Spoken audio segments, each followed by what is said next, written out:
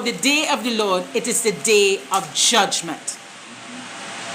And as I said before in other videos, judgment is here already. Judgment is coming upon the nations as we speak. So it's already coming upon. Israel is under judgment right now. There are nations that are getting judgment one by one. So the day of the Lord is the hand of God. It's the day where his judgment comes upon the land. The sword, which is the sword of destruction. Okay? So what Joel speaks about in chapter 2 is God's judgment upon the land.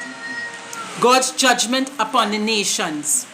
And judgment comes in ways of, again, pestilence, which is war, famine. Okay? Wars, destruction of nations, destruction of lands. Many die in this destruction. Many survivors. If you are a survivor, then that is a time for you to realize that God's grace is upon you and you give your life to God. He gave you a second chance.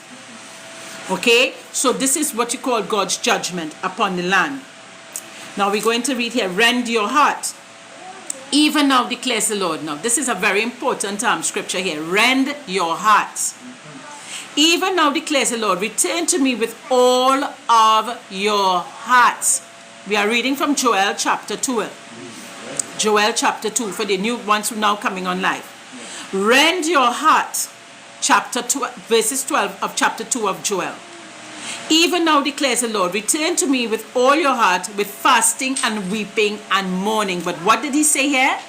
Rend your heart, declares the Lord. This is the Lord speaking through the prophet Joel.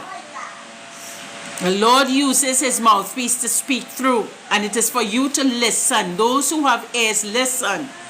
Even now declares the Lord, return to me with all your heart, with fasting and weeping and mourning. What did he say? Fasting, weeping and mourning. When you are in prayer with a contrite heart, with a contrite spirit, you are in weeping and mourning and praying for mercy. So he says, even now declares the Lord, return to me with all your heart. So God is saying, give me your heart. God